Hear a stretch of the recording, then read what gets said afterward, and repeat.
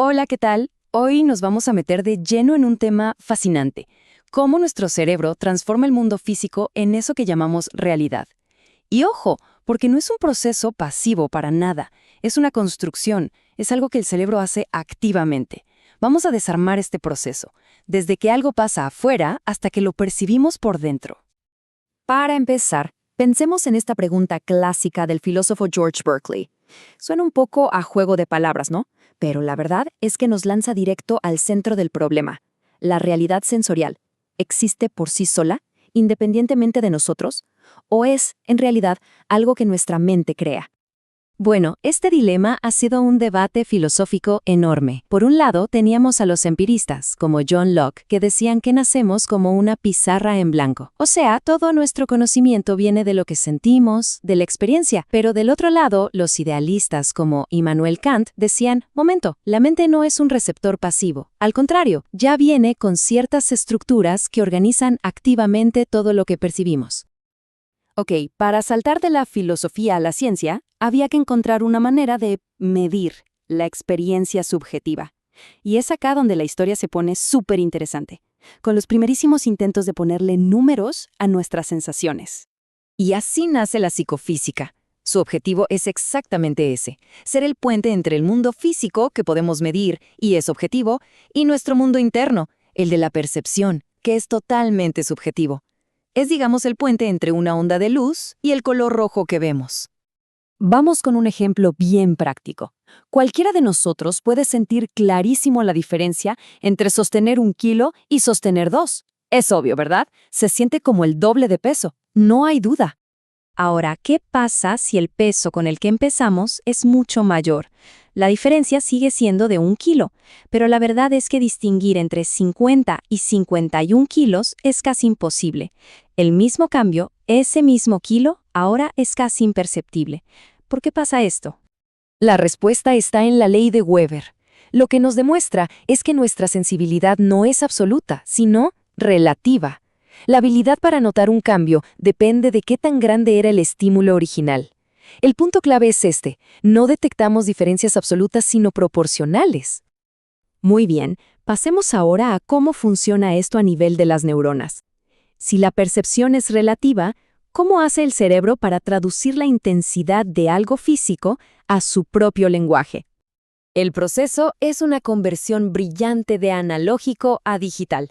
Primero, el estímulo físico, como la luz o la presión, crea un potencial de receptor, que es una señal eléctrica gradual analógica.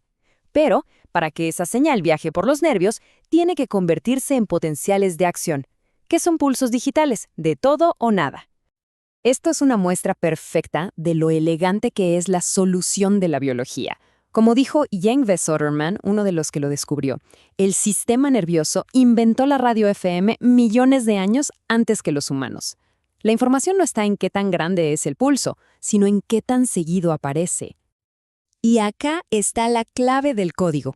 La intensidad de una sensación se codifica por la velocidad con la que disparan las neuronas. Una luz más brillante, un sonido más fuerte, una presión más intensa, todo eso se traduce en una cosa: una mayor frecuencia de potenciales de acción. Es un código basado en la frecuencia. Claro, pero una sola neurona no puede contar toda la historia. Para poder armar una percepción completa del mundo, el cerebro necesita juntar la información de millones de neuronas. Pensemos en una neurona como si fuera un solo píxel en una pantalla. Por sí solo no dice casi nada. Es solo un puntito de luz o de oscuridad. La imagen de verdad, la completa, aparece cuando miles de esos píxeles trabajan juntos. A esto se le llama codificación de población. A medida que más y más neuronas se activan, la resolución de nuestra percepción aumenta de una manera increíble. El cerebro no está viendo el disparo de una neurona, sino el patrón de actividad de una población enorme, creando una especie de imagen neural súper detallada del estímulo. Y lo que es todavía más fascinante es que el cerebro procesa toda esta información en paralelo, al mismo tiempo. La información visual, por ejemplo, se divide en dos caminos principales. Uno, la corriente ventral, va al lóbulo temporal para identificar qué estamos viendo. Y al mismo tiempo, la corriente dorsal va al lóbulo parietal para saber dónde está eso que vemos.